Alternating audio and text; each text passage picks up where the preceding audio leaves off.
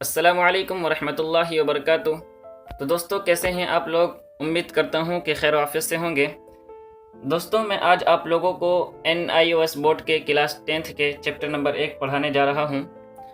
دوستو اس ویڈیو کو پورا دیکھیں تاکہ آپ کو یہ چیپٹر اچھی طرح سے سمجھ میں آ سکے، اور جو لوگ نئے ہیں وہ ہمارے چینل کو سبسکرائب کر دیں۔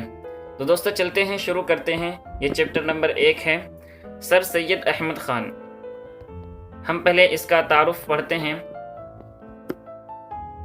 تعارف: سر سید احمد خان 17 اکتوبر 1817 عیسوی کو دہلی میں پیدا ہوئے۔ ان کے آباء و اجداد مغل بادشاہ شاہ جہاں کے عہد حکومت میں ہندوستان آئے اور دربار شاہی سے وابستہ ہو گئے۔ سر سید کی والدہ نہایت مذہبی، خوش سلیقہ اور تعلیم یافتہ خاتون تھی۔ اولاد کی تربیت میں انہیں خاص ملکہ حاصل تھا۔ سر سید کی تعلیم و تربیت مشرقی اور مذہبی ماحول میں ہوئی۔ وہ عربی اور فارسی کی تعلیم حاصل کرنے کے بعد 22 سال کی عمر میں عدالت میں پہلے منصف اور پھر جج ہو گئے۔ 28 مارچ 1898 عیسوی میں انتقال کیا اور مسلم یونیورسٹی علی گڑھ کی جامع مسجد کے صحن میں دفن ہوئے۔ سر سید بڑی شخصیت کے مالک تھے۔ وہ ایک بلند پایہ مصنف، مفکر، مصلح اور مدبر بھی تھے۔ انہوں نے ملک و قوم کی بیداری کا فرض انجام دیا۔ انہوں نے تاریخ، دینیات اور اخلاقیات پر بہت سی کتابیں لکھی۔ اپنے مشہور رسالے تہذیب الاخلاق میں علمی مضامین لکھے۔ اردو ادب کو ان کی ذات سے بڑا فائدہ پہنچا۔ انہوں نے اردو میں علمی نثر کو فروغ دیا، تصنع اور مشکل پسندی کو تحریر و تقریر سے دور رکھا اور اپنی بات سادگی اور صفائی سے کہتے رہے۔ ان کا اصل مقصد یہ تھا کہ قوم کی بھلائی کے لیے جو پیغام پہنچانا ہے وہ سادہ اور آسان زبان میں بیان کر دیا جائے۔ اسی وجہ سے انہیں جدید اردو نثر کا بانی سمجھا جاتا ہے۔ قوم کی بھلائی میں ان کا سب سے بڑا کارنامہ محمڈن اینگلو اور یونیٹل کالج علی گڑھ کا قیام ہے، جو آج علی گڑھ مسلم یونیورسٹی کے نام سے مشہور ہے۔ دوستوں یہاں لکھا ہے کہ آپ کیا سیکھیں گے اس سبق کو پڑھنے کے بعد۔ تو یہاں 2 چیزیں یہاں ہیں اور 2 چیزیں یہاں ہیں، یعنی کہ 4 باتیں آپ کو بتائیں گے کہ اس سبق کو پڑھنے کے بعد آپ کو یہ 4 چیزیں سیکھنا ہے۔ نمبر 1، مشکل الفاظ کے معنی سمجھ کر اپنی گفتگو میں استعمال کر سکیں گے۔ نمبر 2، قوم کی بھلائی کے لیے سر سید کے پیغام کو سمجھ سکیں گے۔ نمبر 3، قومی بھلائی کے معنی سمجھ سکیں گے، سر سید کے اسلوب سے واقف ہو سکیں گے۔ تو دوستو یہ ہے ہمارا اصل چیپٹر، وہ سر سید احمد خان کا تعارف تھا۔ گزرا ہوا زمانہ اس چیپٹر کا نام ہے۔ یہاں سے شروع ہوتا ہے چیپٹر۔ برس کی آخر رات کو ایک بڈھا اپنے اندھیرے گھر میں اکیلا بیٹھا ہے۔ برس مانے سال، سال کی آخر رات کو ایک بڈھا اپنے اندھیرے گھر میں اکیلا بیٹھا ہے۔ رات بھی ڈراؤنی اور اندھیری ہے، گھٹا بھی چھا رہی ہے، بجلی تڑپ تڑپ کر کڑکتی ہے، آندھی بڑے زور سے چلتی ہے، دل کانپتا ہے اور دم گھبراتا ہے۔ بڈھا نہایت غمگین ہے، مگر اس کا غم نہ اندھیرے گھر پر ہے، نہ اکیلے پن پر، اور نہ اندھیری رات اور بجلی کی کڑک اور آندھی کی گونج پر، اور نہ برس کی آخر رات پر۔ وہ اپنے پچھلے زمانے کو یاد کرتا ہے، اور جتنا زیادہ یاد آتا ہے اتنا ہی غم بڑھتا ہے۔ ہاتھوں سے ڈھکے ہوئے منہ پر آنکھوں سے آنسو بھی بہے چلے جاتے ہیں۔ پچھلا زمانہ اس کی آنکھوں کے سامنے پھرتا ہے، اپنا لڑکپن اس کو یاد آتا ہے، جبکہ اس کو کسی چیز کا غم اور کسی بات کی فکر دل میں نہ تھی۔ روپے اشرفی کے بدلے ریوڑی اور مٹھائی اچھی لگتی ہے۔ سارا گھر، ماں باپ، بھائی بہن اس کو پیار کرتے تھے۔ پڑھنے کے لیے چھٹی کا وقت جلد آنے کی خوشی میں کتابیں بغل میں لے مکتب میں چلا جاتا تھا۔ مکتب کا خیال آتے ہی اس کو اپنے ہم مکتب یاد آتے ہیں۔ وہ اور زیادہ غمگین ہوتا تھا اور بے اختیار چلا اٹھتا تھا، ہائے وقت، ہائے وقت، ہائے گزرے ہوئے زمانے، افسوس کہ میں نے تجھے بہت دیر میں یاد کیا۔ پھر وہ اپنی جوانی کا زمانہ یاد کرتا تھا، اپنا سرخ سفید چہرہ، سڈول ڈیل، بھرا بھرا بدن۔ سڈول ڈیل اس کے معنی ہیں قد و قامت والا بدن، یعنی کہ اچھی صحت والا۔ رسیلی آنکھیں، موتی کی لڑی سی دانت، امنگ بھرا ہوا دل، جذبات انسانی کے جوش کی خوشی اسے یاد آتی تھی۔ ان آنکھوں میں اندھیرا چھائے ہوئے زمانے میں ماں باپ جو نصیحت کرتے تھے اور نیکی اور خدا پرستی کی بات بتاتے تھے، اور یہ کہتا تھا اوہ ابھی بہت وقت ہے، اور بڑھاپا آنے کا کبھی خیال بھی نہ کرتا تھا۔ اس کو یاد آتا تھا اور افسوس کرتا تھا کہ اچھا ہوتا اگر جب ہی میں اس وقت کا خیال کرتا اور خدا پرستی اور نیکی سے اپنے دل کو سنوارتا اور موت کے لیے تیار رہتا۔ آہ وقت گزر گیا، اب پچھتائے کیا ہوتا ہے، افسوس میں نے آپ اپنے طے ہمیشہ یہ کہہ کر برباد کر دیا۔ آپ اپنے طے، اس کے معنی ہوتے کہ خود سے یہ ہمیشہ کہہ کر برباد کر دیا کہ ابھی وقت بہت ہے۔ یہ کہہ کر وہ اپنی جگہ سے اٹھا اور ٹٹول کر کھڑکی تک آیا۔ کھڑکی کھولی، دیکھا کہ رات ویسے ہی ڈراؤنی ہے، اندھیری گھٹا چھا رہی ہے، بجلی کی کڑک سے دل پھٹا جاتا ہے، ہولناک آندھی چل رہی ہے، درختوں کے پتے اڑتے ہیں اور تنے ٹوٹتے ہیں۔ تب وہ چلا کر بولا، ہائے ہائے، میری گزری ہوئی جوانی بھی ایسی ہی ڈراؤنی ہے جیسی یہ اندھیری رات۔ یہ کہہ کر پھر اپنی جگہ آ بیٹھا۔ اتنے میں اس کو اپنے ماں باپ، بھائی بہن اور دوست آشنا یاد آئے، جن کی ہڈیاں قبروں میں گل کر خاک ہو چکی تھی۔ ماں گویا محبت سے اسے چھاتی سے لگائے آنکھوں میں آنسو بھرے کھڑی ہے، یہ کہتی ہوئی کہ ہائے بیٹا، وقت گزر گیا۔ باپ کا نورانی چہرہ اس کے سامنے ہے اور اس کو یہ آواز آتی ہے کہ کیوں بیٹا، ہم تمہارے ہی بھلے کے لیے نہ کہتے تھے۔ بھائی بہن دانتوں میں انگلی دیے خاموش ہے اور ان کی آنکھوں سے آنسوؤں کی لڑیاں جاری ہے۔ دوست آشنا سب غمگین کھڑے ہیں اور کہتے ہیں کہ اب ہم کیا کر سکتے ہیں۔ ایسی حالت میں اس کو وہ اپنی باتیں یاد آتی ہے جو اس نے نہایت بے پرواہی اور بے مروتی اور کج خلقی سے اپنے ماں باپ، بھائی بہن، دوست آشنا کے ساتھ برتی تھی۔ بے مروتی، دوستو، بے مروتی کے معنی ہوتے ہیں بے روحی اور کج خلقی کے معنی ہوتے ہیں بد اخلاقی، یعنی برے اخلاق سے پیش آتا تھا۔ ماں کو رنجیدہ رکھنا، باپ کو ناراض رکھنا، بھائی بہن سے بے مروت رہنا، دوست آشنا کے ساتھ ہمدردی نہ کرنا یاد آتا تھا، اور اس پر ان گلی ہڈیوں میں سے ایسی محبت کا دیکھنا اس کے دل کو پاش پاش کرتا تھا۔ پاش پاش کرتا تھا، اس کے معنی ہے چور چور کرتا تھا۔ اس کا دم چھاتی میں گھٹ جاتا تھا اور یہ کہہ کر چلا اٹھتا تھا کہ ہائے وقت نکل گیا، اب کیوں کر اس کا بدلہ ہو۔ وہ گھبرا کر کھڑکی کی طرف دوڑا اور ٹکراتا لڑکھڑاتا کھڑکی تک پہنچا۔ اس کو کھولا اور دیکھا کہ ہوا کچھ ٹھہری ہے اور بجلی کی کڑک کچھ تھمی ہے، پر رات ویسے ہی اندھیری ہے۔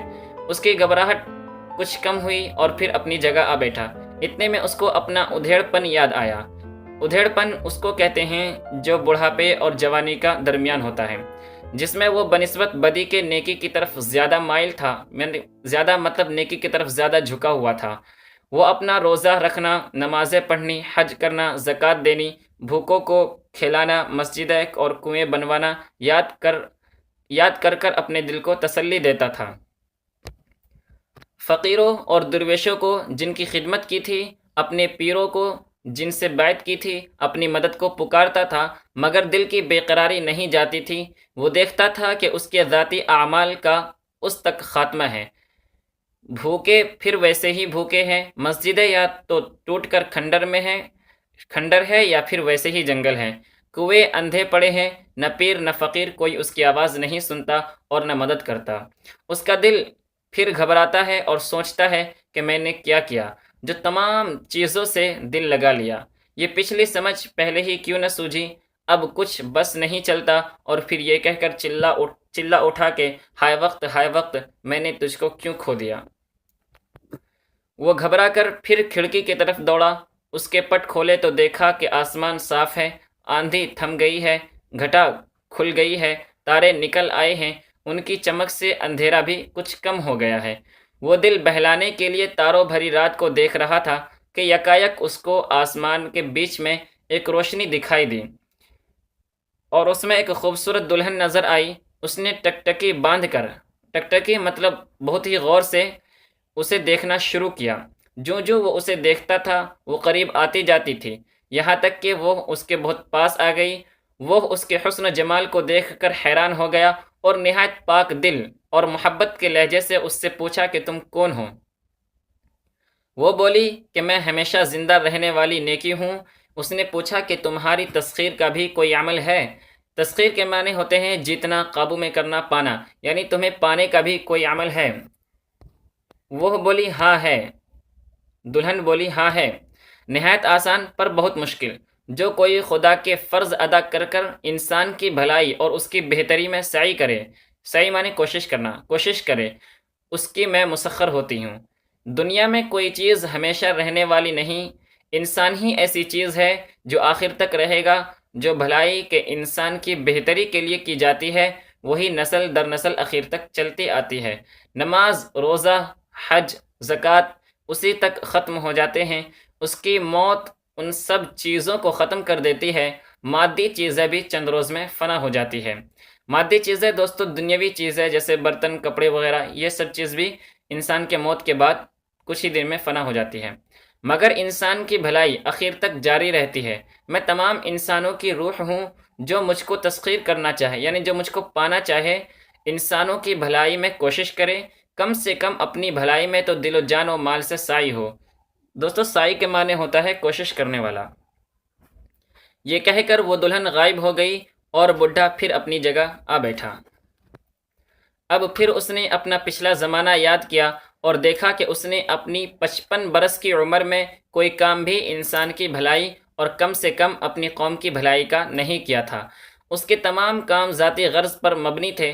نیک کام جو کیے تھے ثواب کے لالچ اور گویا خدا کو رشوت دینے کے غرض سے کیے تھے، خاص قومی بھلائی کی خالص نیت سے کچھ بھی نہیں کیا تھا۔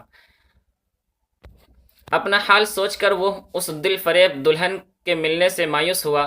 اپنا اخیر زمانہ دیکھ کر آئندہ کرنے کی بھی کچھ امید نہ پائی، تب تو نہایت مایوسی کی حالت میں چلا اٹھا، ہائے وقت، ہائے وقت، کیا پھر تجھے میں بلا سکتا؟ ہائے میں 10,000 دینار دیتا اگر وقت پھر آتا اور میں جوان ہو سکتا۔ یہ کہہ کر اس نے ایک آہ سرد بھری اور بے ہوش ہو گیا۔ آہ سرد بھری یعنی ٹھنڈی ٹھنڈی سانس لینا شروع کیا اور بے ہوش ہو گیا۔ یہ محاورہ ہے۔ تھوڑی دیر نہ گزری تھی کہ اس کے کانوں میں میٹھی میٹھی باتوں کی آوازیں آنے لگی۔ اس کی پیاری ماں اس کے پاس آ کر کھڑی ہو گئی، اس کو گلے لگا کر اس کی بلائیں لی۔ اس کا باپ اس کو دکھائی دیا، چھوٹے بہن بھائی اس کے گرد آ کھڑے ہوئے۔ اماں نے کہا، بیٹا کیوں برس کے برس دن روتا ہے؟ برس کے برس دن کے معنی ہے تہوار کے دن۔ تو اماں نے کہا، بیٹا کیوں تہوار کے دن روتا ہے؟ کیوں تو بے قرار ہے؟ کیوں تیری ہچکی بندھ گئی ہے؟ ہچکی بن جانا کہ اس کا مطلب ہوتا ہے زار و قطار رونا۔ یہ محاورہ ہے۔ اٹھ، منہ ہاتھ دھو، کپڑے پہن، نوروز کی خوشی منا۔ نوروز مانے نئے دن کی خوشی منا۔ تیرے بھائی بہن تیرے منتظر کھڑے ہیں۔ تب وہ لڑکا جاگا اور سمجھا کہ میں نے خواب دیکھا اور خواب میں بڈھا ہو گیا تھا۔ اس نے سارا خواب اپنی ماں سے کہا۔ اس نے سن کر اس کو جواب دیا کہ بیٹا اب تو ایسا مت کر جیسا اس پشیمان بڈھے نے کیا۔ پشیمان مانے شرمندہ، بلکہ ایسا کر جیسا تیری دلہن نے تجھ سے کہا۔ یہ سن کر وہ لڑکا پلنگ پر سے کود پڑا اور نہایت خوشی سے پکارا، اوہ یہی میری زندگی کا پہلا دن ہے۔ میں کبھی اس بڈھے کی طرح نہ پچھتاؤں گا اور ضرور اس دلہن کو بیاہ لوں گا۔ دوستو دلہن کو بیاہ لوں گا اس کا مطلب ہوتا ہے کہ دلہن کی باتوں پر عمل کروں گا۔ جس نے ایسا خوبصورت اپنا چہرہ مجھ کو دکھایا اور ہمیشہ زندہ رہنے والی نیکی اپنا نام بتایا، او خدا، او خدا تو میری مدد کر، آمین۔ پس اے میرے پیارے نوجوان ہم وطنوں اور اے میری قوم کے بچوں، اپنی قوم کی بھلائی پر کوشش کرو تاکہ اخیر وقت میں اس بڈھے کی طرح نہ پچھتاؤ۔ ہمارا زمانہ تو اخیر ہے، اب خدا سے یہ دعا ہے کہ کوئی نوجوان اٹھے اور اپنی قوم کی بھلائی میں کوشش کرے، آمین۔ متن کی تشریح۔ دوستو وہاں چیپٹر پوری ہو گئی۔ اب جو آپ نے اوپر سنا ہے اور پڑھا ہے اس کی تشریح یہاں سے شروع ہوتی ہے۔ متن کے معنی آتے ہیں عبارت، جو آپ نے اوپر پڑھا ہے اسے عبارت کہتے ہیں۔ برس کی آخر رات کو ایک بڈھا اپنے اندھیرے گھر میں اکیلا بیٹھا ہے۔ ہائے وقت، میں نے تجھ کو کیوں کھو دیا؟ وہ یہ کہہ رہا ہے۔ سبق کو پڑھنے کے بعد آپ کو اندازہ ہو گیا ہوگا کہ اس مضمون کی زبان کتنی آسان ہے۔ پہلے پیراگراف میں برسات کی ایک اندھیری رات کی مؤثر تصویر کشی کی گئی ہے اور ایک بوڑھے آدمی کے بارے میں بتایا گیا ہے کہ وہ اپنی پچھلی زندگی یعنی بچپن اور جوانی کے دونوں کو یاد کر کے کس طرح پچھتا رہا ہے۔ بچپن کا زمانہ تو خیر بے فکری کا ہوتا ہی ہے، مگر جوانی کا زمانہ جس میں آدمی کے اندر ہر زمانے سے زیادہ طاقت، جوش اور کچھ کر دکھانے کا جذبہ ہوتا ہے، وہ وقت بھی اس نے لاپرواہی سے گزار دیا کہ ابھی تو بڑھاپا آنے میں بہت دیر ہے، اور اب جب وقت گزر گیا تو اس کو اپنے ماں باپ، عزیز رشتہ دار یاد آ رہے ہیں۔ کہ وہ اسے کس کس طرح سمجھاتے تھے کہ بیٹا کچھ نیکی کے کام بھی کر لے، مگر تب وہ ان سے ناراض ہو جاتا تھا اور بے مروتی کے ساتھ پیش آتا تھا۔ پھر موسم کی شدت میں کچھ کمی آ جاتی ہے اور بوڑھا بھی کچھ پرسکون ہو جاتا ہے اور اپنی زندگی میں جو اچھے کام کیے تھے انہیں یاد کر کے اپنے دل کو تسلی دینا چاہتا ہے کہ شاید ان نیکیوں کے بدلے میں میری نجات ہو جائے، مگر غور کرنے پر اسے احساس ہوتا ہے کہ نماز، روزہ، زکوٰۃ، حج اور اچھے کام تو محض اس کی اپنی ذات کے لیے تھے، اور اس کی موت کے بعد یہ نیکیاں بھی اس کے ساتھ ہی ختم ہو جائے گی۔ اس سے قوم کو تو کوئی فائدہ نہیں ہوا۔ یہ سب سوچ کر پھر اس کا دل گھبرانے لگتا ہے اور وقت گزر جانے پر اسے پچھتاوا ہونے لگتا ہے۔ زبان کے بارے میں، یعنی کہ آپ جس زبان کو پڑھ رہے ہیں ان کے بارے میں بتایا جا رہا ہے۔ مصنف یعنی لکھنے والا، مصنف یعنی سر سید کا قول کہ تحریروں اور تقریروں میں اپنی بات ایسی زبان میں کہنی چاہیے کہ دل سے نکلے اور دل میں بیٹھے۔ دوستو یہ سر سید کا قول ہے کہ ایسی بات کہو جو دل سے نکلے اور دل میں بیٹھے، یعنی ایک دم آسان الفاظ میں کہو تاکہ لوگ بآسانی سمجھ سکے۔ اس مضمون کو پڑھ کر آپ کو ان کے قول کی سچائی کا اندازہ ہو گیا ہوگا۔ برسات کی اندھیری رات کی منظر کشی، وقت گزر جانے کے بعد پچھتاوے کا احساس، اپنے بھلا چاہنے والوں کے ساتھ سلوک، یہ سب کچھ اتنی آسان اور روزانہ کی بول چال کی زبان میں سمجھا دیا گیا ہے، گویا یہ ہماری ہی کہانی ہے۔ ہائے ہائے میری گزری ہوئی جوانی بھی ایسی ہی ڈراؤنی ہے جیسی یہ اندھیری رات۔ اس جملے میں مصنف نے بوڑھے کی زندگی کو برسات کی اندھیری رات سے تشبیہ دے کر اس پورے حصے کا خلاصہ پیش کر دیا ہے۔ متن پر مبنی سوالات، یعنی دوستو جو آپ اوپر عبارت پڑھے ہیں ان میں کچھ سوالات ہیں، ان کا حل کرنا ہے۔ نمبر 1، اس حصے میں برسات کی اندھیری رات کی منظر کشی والے جملے تلاش کر کے لکھیے۔ دوستو یہ اوپر آپ نے پڑھا ہے کہ برسات کی اندھیری رات کتنی خطرناک تھی، تیز ہوا چل رہی تھی، بجلی کڑک رہی تھی اور بہت ڈراؤنی تھی، دل کانپتا تھا، اور یہی ان کا آنسر ہے۔ دوسرا کوشچن ہے بوڑھے کی نیکی کے کام لکھیے۔ دوستو بوڑھے کے نیکی کام یہ ہے کہ وہ روزہ رکھتا تھا، حج ادا کرتا تھا، زکوٰۃ دیتا تھا اور کنویں بھی بنوایا تھا اور مسجدیں بھی بنوائی تھی۔ تیسرا کوشچن ہے اپنے بھلا چاہنے والوں کے ساتھ بوڑھے کا کیا سلوک تھا؟ تو دوستو اس کا آنسر یہ ہے کہ بوڑھے کے ساتھ جو بھلا چاہتے تھے، ان کے ماں باپ، بھائی بہن، دوست یار، وہ ان کے ساتھ بے مروتی اور بد اخلاقی سے پیش آتا تھا۔ چوتھا کوشچن ہے بوڑھے کے ماں باپ، بھائی بہن، دوست اس سے کیا کہتے تھے؟ اس میں 4 آنسر میں سے ایک آنسر صحیح ہے، وہ ہے بی، ہائے بیٹا وقت گزر گیا، یعنی کہ بوڑھے کے ماں باپ، بھائی بہن، دوست ان سے یہی کہتے تھے کہ ہائے بیٹا وقت گزر گیا۔ متن کی تشریح۔ وہ گھبرا کر پھر کھڑکی کی طرف دوڑا اور بے ہوش ہو گیا۔ سبق کے اس حصے میں مصنف نے بتایا ہے کہ جیسے جیسے موسم صاف ہوتا جا رہا ہے بوڑھے کی بے چینی بھی کم ہوتی جا رہی ہے، مگر اس حصے میں ایک عجیب بات ہوئی ہے۔ بوڑھے کو آسمان میں ایک خوبصورت دلہن دکھائی دیتی ہے۔ وہ حیران ہو کر اس سے پوچھتا ہے کہ تم کون ہو؟ وہ جواب دیتی ہے میں ہمیشہ زندہ رہنے والی نیکی ہوں۔ بوڑھا پوچھتا ہے تمہیں اپنانے کے لیے کیا کرنا ہوگا؟ اگر آپ غور کریں تو آپ دیکھیں گے کہ دلہن کا جواب ہی دراصل اس سبق کا نچوڑ ہے۔ مصنف دلہن کے ذریعے یہ سمجھانا چاہتا ہے کہ اصل عبادت اور نیکی یہ ہے کہ آدمی دوسروں کی بھلائی کے کام کرے۔ اب بوڑھا پھر اپنے ماضی پر نظر ڈالتا ہے تو پھر شرمندہ ہوتا ہے کہ اس نے تو قوم کی بھلائی کے لیے ابھی تک کوئی کام نہیں کیا تھا اور اب اس کے پاس کچھ کرنے کا وقت بھی نہیں تھا۔ زبان کے بارے میں اس حصے میں مصنف نے نیکی کی زبان سے یہ سمجھایا ہے کہ اصلی نیکی اور بھلائی کے کیا کام ہوتے ہیں۔ اس نے بتایا کہ جو لوگ انسان کی بھلائی کے کام کرتے ہیں وہی کام ان کے مرنے کے بعد بھی جاری رہتے ہیں، اور یہی اصل نیکی ہے۔ جب مصنف کسی جذبے کو جسم دیتا ہے اور اس کے ذریعے کوئی پیغام پہنچاتا ہے تو اس کو تمثیل کہتے ہیں۔ اب بوڑھا اپنے گزرے ہوئے زمانے کو یاد کر کے بہت اداس ہوتا ہے کہ اس نے تو سارے نیک کام ثواب کی لالچ میں کیے تھے، انسانوں کی بھلائی کے لیے تو کچھ نہیں کیا تھا، اور اس پر بے ہوشی طاری ہو جاتی ہے۔ دوستو اوپر جو عبارت پڑھی ہے ان کے یہ سوالات ہیں، صحیح جواب پر صحیح نشان لگائیں۔ وہ دلہن کون تھی؟ بوڑھے کی بہو، بوڑھے کی بیٹی، ہمیشہ زندہ رہنے والی نیکی، بوڑھے کی بیوی۔ تو دوستو اس میں صحیح آنسر ہے ہمیشہ زندہ رہنے والی نیکی، یعنی کہ وہ دلہن ہمیشہ زندہ رہنے والی نیکی تھی۔ دوسرا سوال ہے دلہن کو اپنا بنانے کے لیے بوڑھے کو کیا کرنا ہوگا؟ لکھیے۔ تو دوستو اس میں یہی لکھنا ہے کہ اس کا آنسر یہ ہے کہ دلہن کو اپنا بنانے کے لیے بوڑھے کو اپنے قوم کی اور لوگوں کی بھلائی کرنی ہوگی۔ تیسرا سوال ہے دلہن پاس آ کر بھی واپس کیوں چلی گئی؟ صحیح جواب پر صحیح کا نشان لگائیں۔ اس میں 4 آنسر ہے۔ کیونکہ وہ انسان نہیں تھی، وہ آسمانوں میں رہتی تھی، بوڑھے نے قوم کی بھلائی کا کوئی کام نہیں کیا تھا، بوڑھے نے ثواب کی نیت سے نیک کام کیے تھے۔ تو دوستو اس کا صحیح آنسر یہ ہے کہ بوڑھے نے قوم کی بھلائی کا کوئی کام نہیں کیا تھا، اس لیے دلہن واپس چلی گئی۔ چوتھا کوشچن ہے بوڑھا بے ہوش کیوں ہو گیا؟ اس میں 4 آنسر ہے۔ وہ بہت کمزور تھا، وہ بہت مایوس تھا، اس کے دل پر بہت بوجھ تھا، اب ایسے کام کرنے کے لیے بوڑھے کے پاس وقت نہیں تھا۔ لیکن دوستو اس میں صحیح آنسر یہ ہے کہ اب ایسے کام کرنے کے لیے بوڑھے کے پاس وقت نہیں تھا، وہ یہ سوچ کر بے ہوش ہو گیا تھا۔ متن کی تشریح۔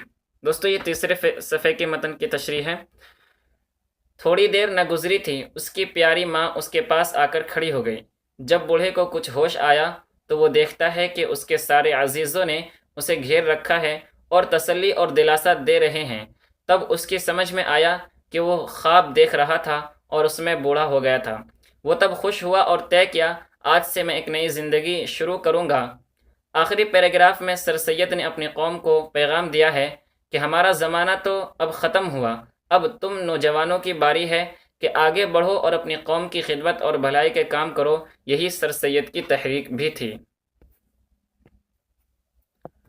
دوستو زبان کے بارے میں رونا، بے قرار ہونا، ہچکی بندھ جانا، یہ سب الفاظ رونے کے لیے استعمال کیے گئے ہیں۔ دلہن کو بیاہ لینے سے مصنف کی مراد ہے دلہن کی بتائی ہوئی باتوں پر عمل کرنا۔ متن پر مبنی سوالات، یعنی جو آپ نے اوپر عبارت پڑھی ہے اس کے سوال ہیں۔ صحیح جواب پر صحیح نشان لگائیں۔ بوڑھا کیوں رو رہا تھا؟ اسے بہت تکلیف تھی، نیکی کرنے کا وقت گزر چکا تھا، وہ بہت بوڑھا ہو گیا، وہ بہت کمزور ہو گیا۔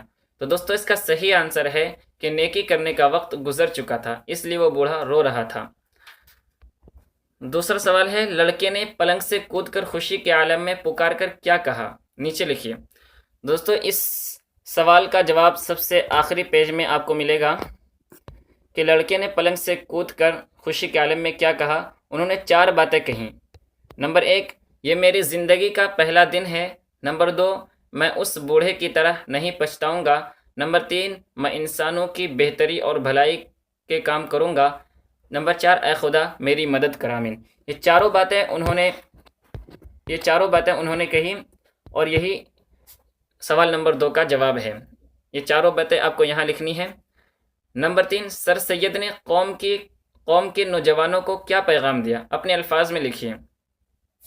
تو دوستو اس کا بھی جواب سب سے آخری پیج میں ہی ہے اور سب سے آخری پیراگراف میں سر سید نے قوم کے نوجوانوں کو یہ پیغام دیا ہے کہ اپنی قوم کی بھلائی کی ہر ممکن کوشش کرو تاکہ اخیر وقت میں اس بوڑھے کی طرح پچھتانا نہ پڑے۔ ان کا کہنا تھا کہ ہمارا زمانہ تو گزر گیا، اب تم آگے بڑھو اور قوم کی بھلائی کرو۔ تو دوستو یہ اس سوال کا جواب ہے۔ تیسرے نمبر کے سوال کا جواب ہے جو ہم نے ابھی پڑھا ہے آخر میں۔ دوستو اب یہ پوچھ رہے ہیں کہ آپ نے کیا سیکھا۔ نمبر 1، سر سید کی زبان بہت سادہ، سلیس اور عام فہم ہے، یعنی کہ بہت ہی آسان زبان ہے جو بآسانی سمجھ میں آ سکتی ہے۔ دوسری بات، اصل نیکی اور بھلائی یہ ہے کہ انسان دوسروں کی فلاح و بہبود کے لیے کام کرے، یعنی کہ بھلائی کے لیے کام کرے۔ دنیا میں کوئی چیز ہمیشہ رہنے والی نہیں ہے، مگر جو بھلائی انسان کی بہتری کے لیے کی جاتی ہے وہ نسل در نسل چلتی ہے۔ سر سید نے اپنی قوم کے نوجوانوں کو پیغام دیا ہے کہ تم مستقبل کے معمار ہو۔ معمار کے معنی ہوتا ہے کہ مکان بنانے والا، لیکن دوستو یہاں معمار کے معنی آپ لے لو مستقبل بنانے والا۔ سر سید نے اپنی قوم کے نوجوانوں کو پیغام دیا ہے کہ تم مستقبل کے معمار ہو، آنے والا زمانہ تمہارا ہے، اس لیے اپنی قوم کی بھلائی کے بارے میں سوچو اور اس طرف قدم بڑھاؤ بوڑھے کی یہ کہانی دراصل آج کے نوجوان کا مستقبل ہے۔ اسلوب بیان۔ سر سید سے پہلے اردو میں عربی اور فارسی الفاظ کی زیادتی کی وجہ سے اردو زبان بہت مشکل ہو گئی تھی۔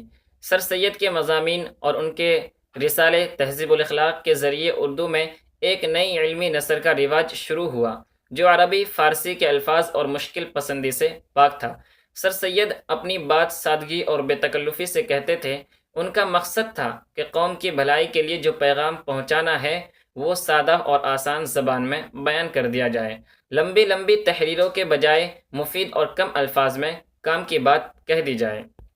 سر سید عمل میں یقین رکھتے تھے، انہیں بیان میں سادگی پسند تھی، اس لیے ان کی نثر کا ایک الگ اسلوب اور طرز ہے۔ سر سید کی ذات سے اردو ادب کو بڑا فائدہ پہنچا۔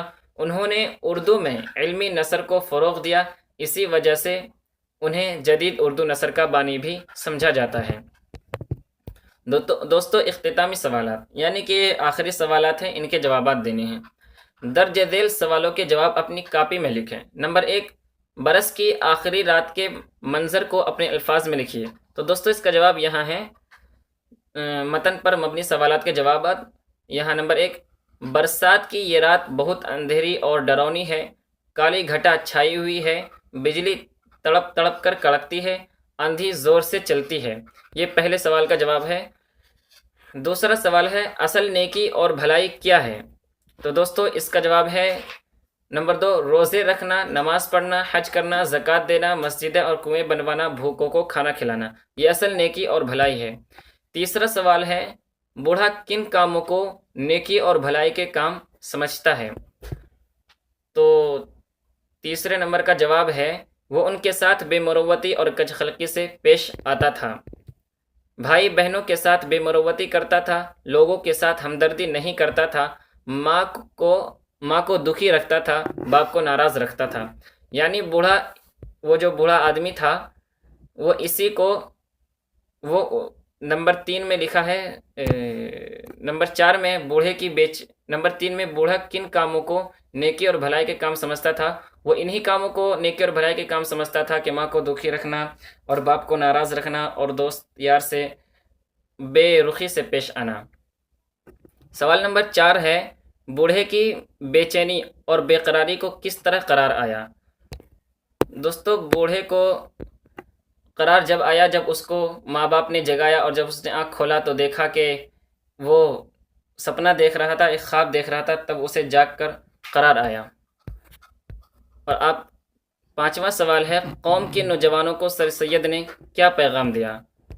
دوستو قوم کے نوجوانوں کو سر سید نے پیغام دیا کہ انسان کی بھلائی اور بہتری کا کام کرنا، کیونکہ یہی وہ کام ہے جو انسان کی موت کے بعد بھی جاری رہتے ہیں۔ ذاتی عبادت اور نیکیاں انسان کے ساتھ ختم ہو جاتی ہے۔ دوستو باقی یہ سب آنسر ہو گیا ہے، باقی آپ کو حل کر لینا ہے۔ اگر یہ ویڈیو پسند آیا ہو تو لائک کریں اور مزید ویڈیو کو دیکھنے کے لیے ہمارے چینل کو سبسکرائب کریں۔